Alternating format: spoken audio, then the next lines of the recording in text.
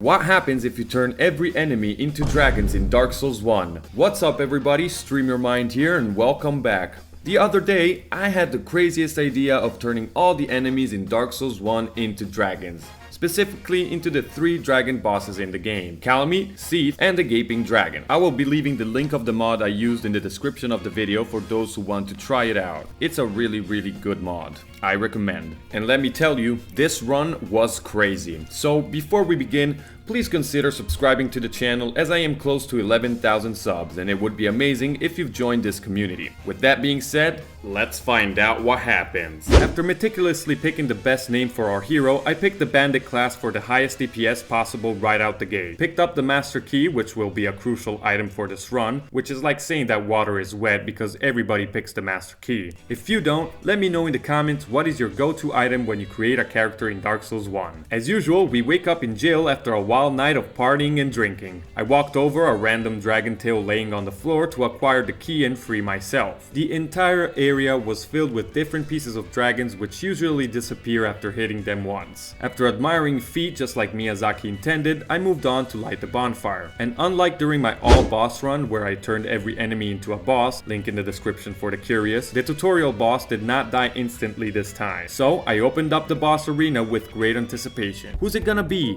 Seath? Calamite? Or perhaps the Gaping Dragon? It's just a tail. Naturally, I was a bit confused, but I didn't get the Demon Great Hammer, meaning the boss was still alive somewhere. So I decided to ignore the problem for now and get my weapons. Fortunately, picking up my shield and axe wasn't a problem at all. Mind you, this is going to be one of, if not the last time you'll hear me say this during this run. As soon as I walked through the fog door before our homeboy Oscar, I was welcomed by the vision of red health bars taking damage, which was a comforting view if I can be honest. Then I looked up and noticed that a Gaping Dragon was taking a fat dump right on top of my head. So I spoke to Oscar to get the Estus flask to kick off my heavy drinking problems. He gave me the keys to get out of here as well before passing out on the floor. Then, after hitting a till blocking my way to the doorway, an item popped out of it and to my great surprise, it was the Obsidian Sword, which is the sword you get when you cut off Calamite's tail. Needless to say, this will be the main weapon throughout the run. Unfortunately though, I obviously couldn't wield it just yet. Before entering the boss arena, I stopped and contemplated the absolute mess that was going on outside of the structure. And after finding another 2 obsidian greatswords, I was ready to face my destiny. The brightness of the white skin of Seath was enough to melt my eyes from the inside out. Instead of dropping down inside the boss room though, I figured it would be smarter and safer to stay on the ledge and try hitting his head. I was doing roughly 20 damage per hit, and Seath on the other hand has 5,525 HP, meaning I would have to hit his giant crystal ass around 276 times, which is insane. After falling off the ledge like an idiot and dying under the sound of 1,000 crystals penetrating my anus, I came back with an actual plan. During my first attempt, I noticed that it was physically impossible for Seath to hit us while staying on an elevated position, because Seath has no attacks that can reach this high, meaning I was completely safe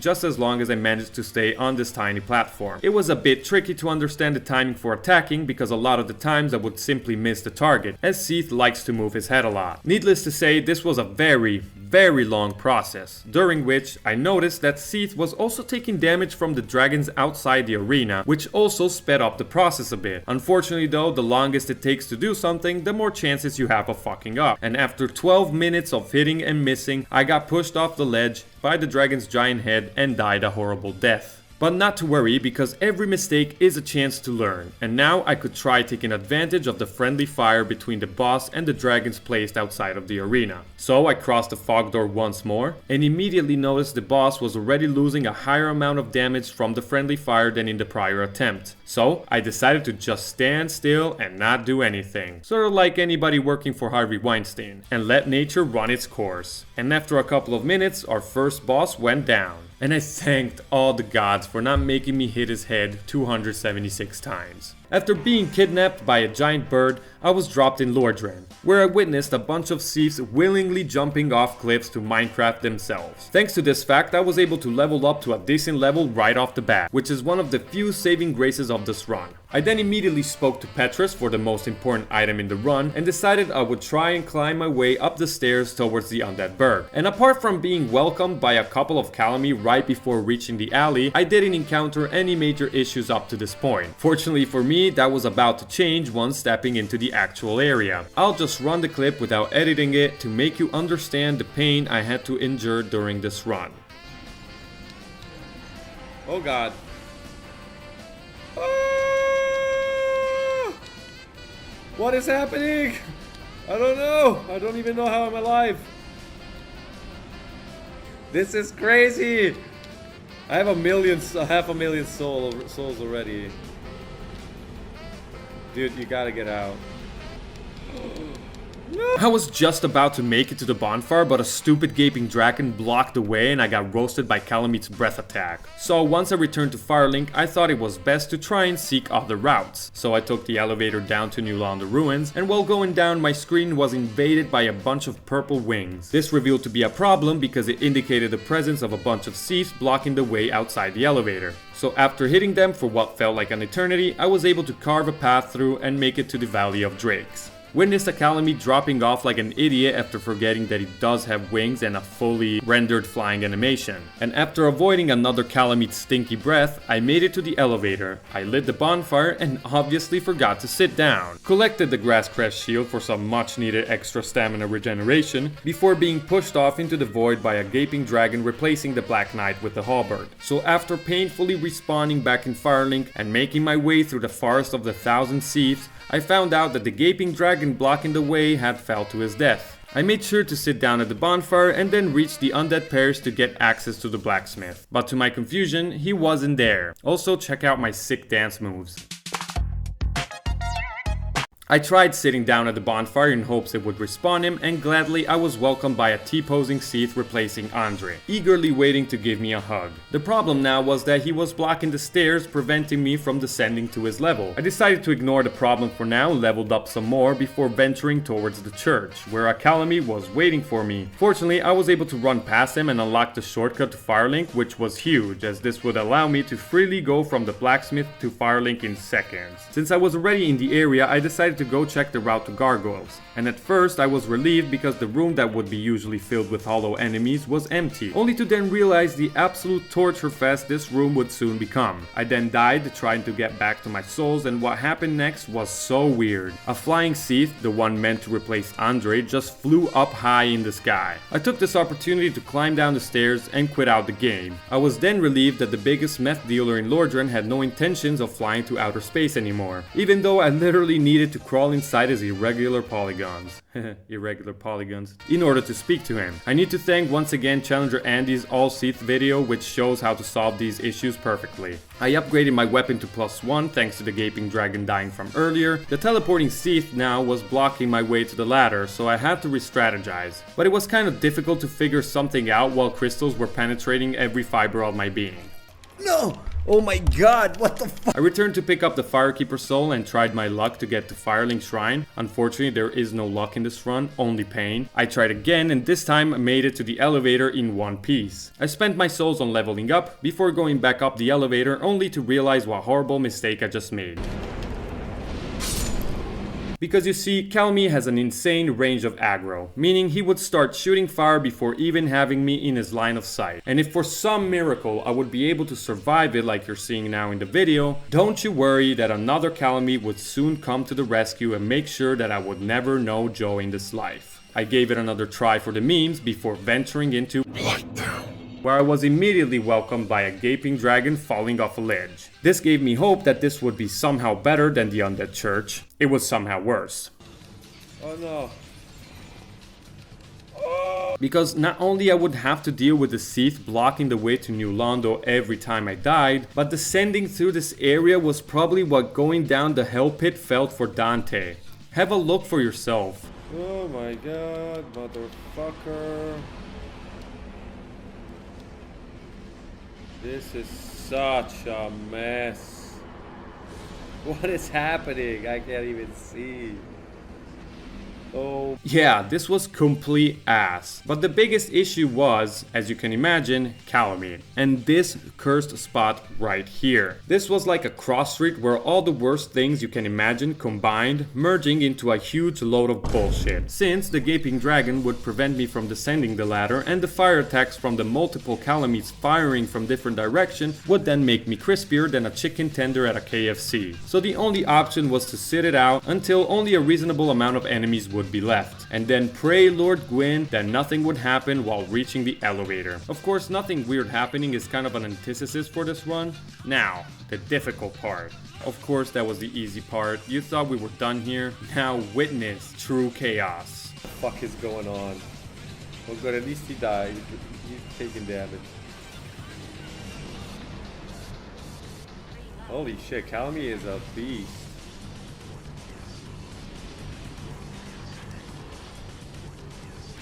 In order to reach the Quilac boss fight, I would have to get through this. Also, you know the cube bugs that spawn in the lake?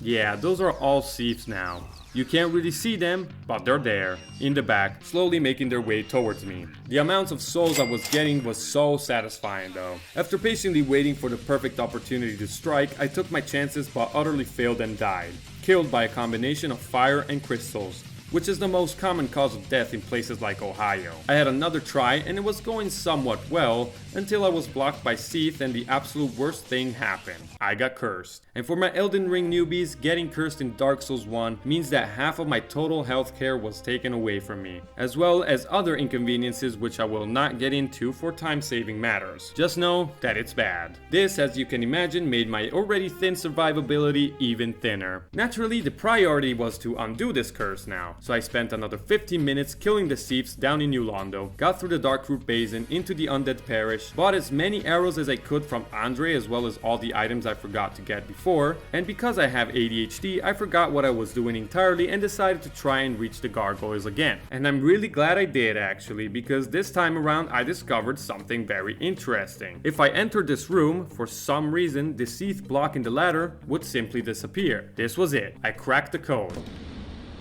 No, please, no.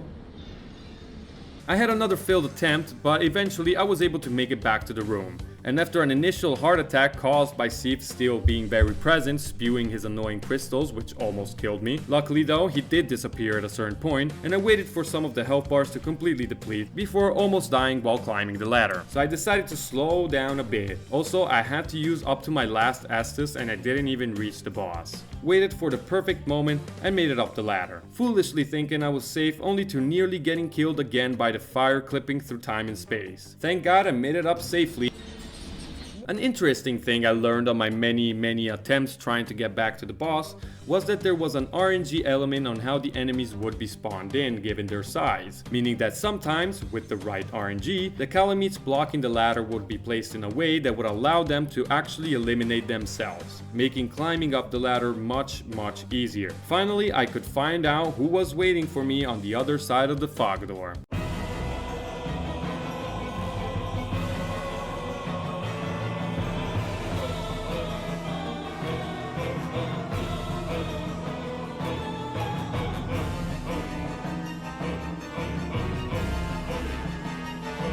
Two Thieves wasn't exactly the best combo if I have to be honest with you. I tried to recreate the same circumstances to get back to the fight, but I was unable to make it up the ladder again. I was losing my mind. I couldn't progress and I couldn't reach the NPCs to buy the purging stones to get rid of the curse. So I went ahead and freed Lothric to feel accomplished in something, only to then die to some Dark Souls 2 level hitboxes. After dying over and over, I tried a different route, and after killing the gaping dragon, I tried to reach Sif, or whatever dragon was going to replace him, and this went as disastrous as you think. After a few attempts, it was cleared I wasn't going to get through this just yet. So I picked up the hunter set with the longbow and opened up the shortcut to the Taurus Demon Tower, only to get pancaked by the Havel Imposter. Before re-attempting the boss fight, I upgraded my longbow to +5, and this time I discovered that Seath's crystals still hit even if you're far away underneath them. You never stop learning new things in FromSoft's games. Upon returning, I had some favorable RNG with the spawns, learned the gaping dragon to jump down before climbing up the ladder, to then just cheese him with my bow and arrow.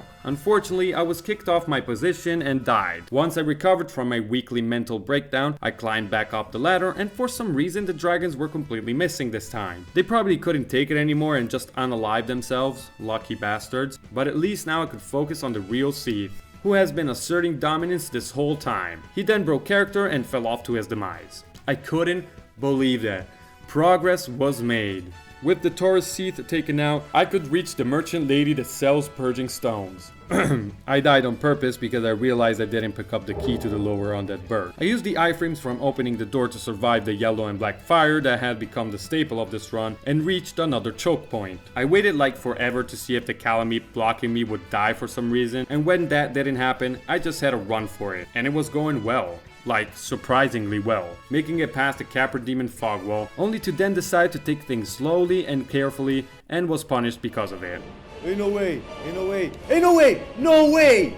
What? And now, hell fully unleashed. Because I couldn't use the iframes from opening the door anymore, making the bridge a complete Calamite fuckfest impossible to get past through. I tried finding openings to snipe the Calamites on the bridge using my bow, but I couldn't find a spot where I could damage them consistently. Also, I was doing like 1 damage. I went back to the original plan, and I noticed though that I could hit the Calamites in the back from these windows. But I got utterly bored at doing this after like 1 minute, and decided to take the gamble and actually managed to get through it. I again tried the same thing in the next area, but got cooked by Calamite once again. Seriously, why am I doing this? Money? Let me now show you what happened in the next 40 to 50 minutes of this run.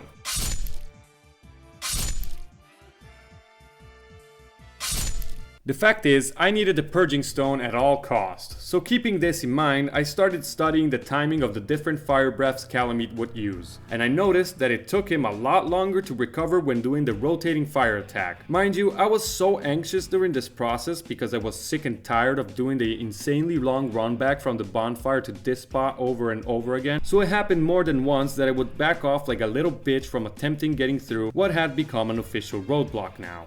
I made it through the berg with a few scratches, only to then die exactly where I died before. Again, by the hotness of Calamite's breath. It's all a learning experience, right guys? And in fact, I have learned, because now I could get through this point relatively consistently. And then I had the 160 IQ idea. What if, and get this, I would unlock the shortcut to the bonfire in Upper Undead Berg. So I did, and I got scared like a little bitch, and I backed off, and I was compensated with a random Titanite chunk. I am ready now. I am sure I will be able to make it this time.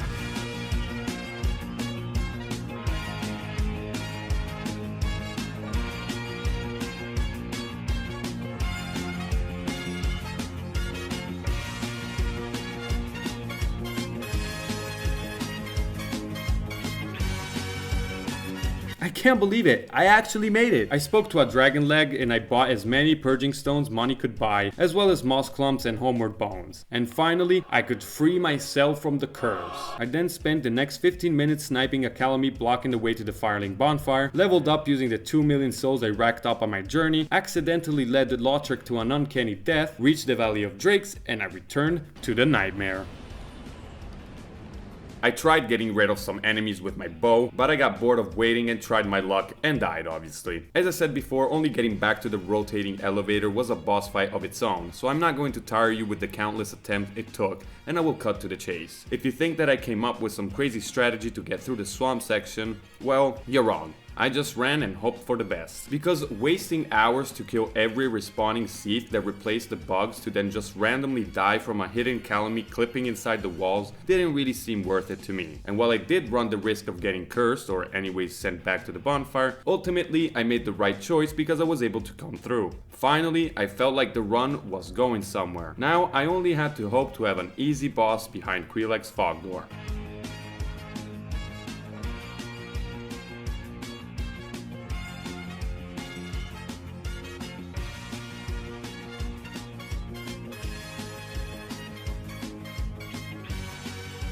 And of course it was Calamite.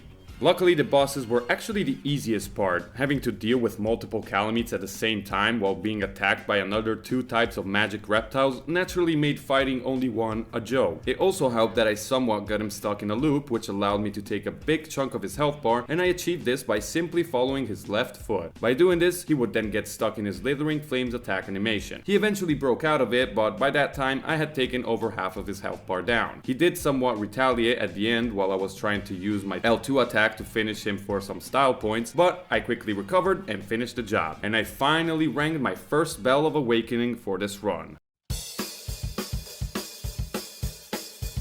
Since I was already in the area, I paid a visit to the replaced Ceaseless Discharge, who was now turned into Seath the Brainless, and after getting rid of the dragon, I picked up the Gold Hem Black set for some high fire resistance, before using a Homeward Bone returning to Firelink Shrine. And with my newly found confidence, I decided to go up the elevator and have a try for the gargoyles. I was expecting to get absolutely roasted to a crisp, but for some reason, that didn't happen. I went up the stairs pretty much safely, entered the infamous room to get Seath to fly high in the sky, and had the perfect RNG with the calamites who eliminated themselves, allowing me to go up the ladder safely. Finally, I crossed the fog wall, and to my surprise, a bunch of enemies were still spawned inside the arena. Naturally, this made me bake a chocolate cake inside my underwear, and I quit out as fast as I could. I re-entered the arena, and this time there weren't any uninvited guests to the party. Naturally, fighting 2 giant dragons on such a tight arena wasn't exactly the best conditions for a fight like this, but luckily it's relatively easy to get them stuck in a loop. Also, the slanted roof made the hitboxes from the crystals pretty inconsistent, outright completely missing my sorry ass at times. Once I got rid of the first Seath, taking out the second wasn't a problem at all, right? Yeah, turns out I ended up being greedy and paid the ultimate price for it. After making it back sluggishly in one piece, I quit out to despawn the enemies in the arena, I entered again and managed to get cursed. Again. Fortunately, I had plenty of purging stones by this point. On the 4th time around, I decided to experiment and see if it would be easier to eliminate the dual Seaths by using the enemies who would spawn on the rooftop, but naturally it was a dumb idea. I did get a Q helmet though. On my next attempt, I was able to slash both Seaths, taking advantage of the friendly fire, and I finally rang the second bell of awakening. I bought some purging stones off of Oswald just in case, leveled back up in Firelink, and started making my way to the catacombs to obtain the Rite of Kindling and have more charges for my Estus Flask. And even though the way through the cemetery was packed with enemies, this gaping dragon you see was particularly annoying since he was just sitting there not reacting to my attacks, until Seath managed to cut his tail through the rock and earth and got him to fall off. I made it safely to the cave, dodged the fire spout out from a random calamite clipped inside the wall. I was so worried about this area because of the tight spaces, the size of my enemies, but for some reason they were all in an idle state and did not aggro. Instead, they started dying. For some reason, I was unable to activate the bonfire, so I unlocked the passage, dropped down the sledge to skip the area, dropped down here in the ocean of dragons, and somehow, don't ask me how, I made it through all in one piece. Barely, but made it through. Alright, 3 Estus Flasks, that should be more than enough, right?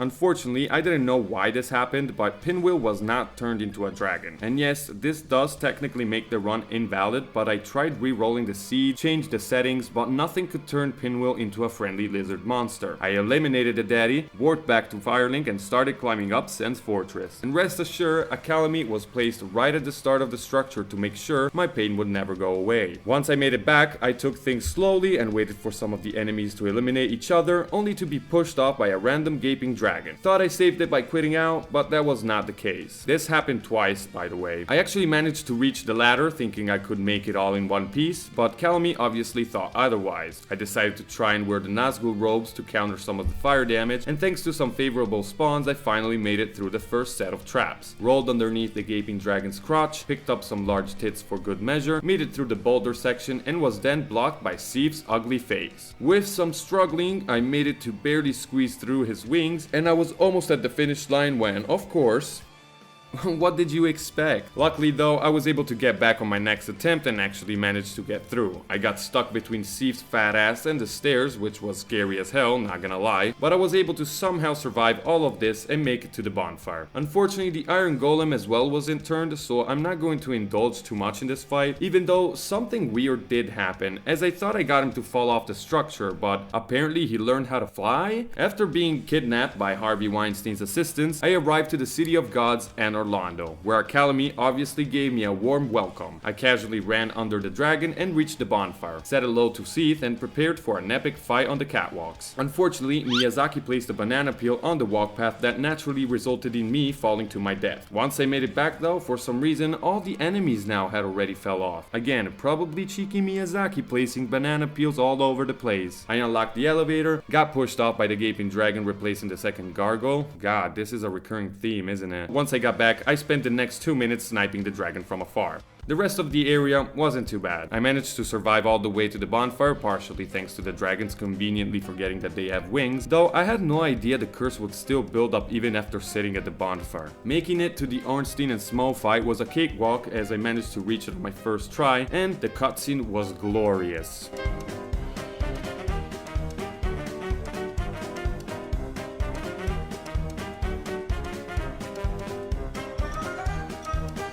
Snorlax and Pikachu were replaced by a pair of gaping dragons which spend more time damaging each other than actually attacking me. I killed off the weakest one and prepared my popcorn for the next monstrosity.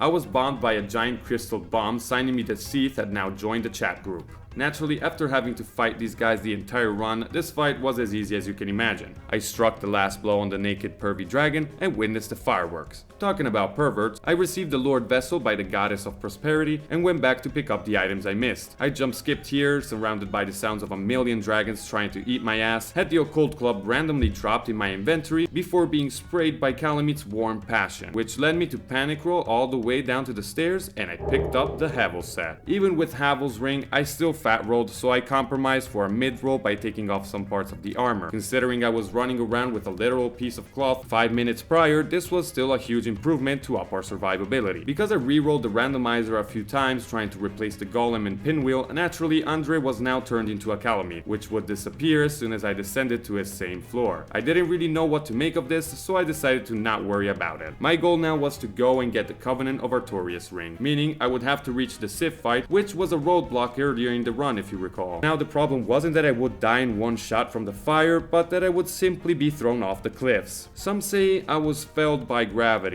Yeah, you can unsubscribe now. On the next attempt, I said screw rolling and whipped out Havel's shield, which helped me poise through Calamite's attacks. He could still hit me from the back, but my health bar was now huge. Ladies, please, my heart is already taken. I opened up the gate to the forest before Artorias' tomb, and since the forest hunters couldn't be turned into dragons, don't ask me why, reaching the boss fight was probably the easiest out of all the ones up until this point. Sif was replaced by the Scaleless Dragon, so I dispatched Seath the Palest, or this is what I would say having I been cursed by his stupid crystals. Once I got back, I proceeded to use the cheese tactic of attacking his right tentacle to reduce the chances of that ever happening again. And I got the Covenant of Artorias ring. I then tried to kill the Moonlight Butterfly as well, but the fight resulted to be impossible as the Calamite replacing the boss would fall off the map. And since the Butterfly is a flying character, there are no death barriers, meaning that the Black Dragon couldn't die from fall damage. I figured New Londo would be the most annoying part in the late game, and I was right. The pathway was blocked by an idle Seath and an idle Calamite. Once I was able to eliminate them, I was cock-blocked by a meticulously placed Calamite purposefully spawned to be the bane of my existence.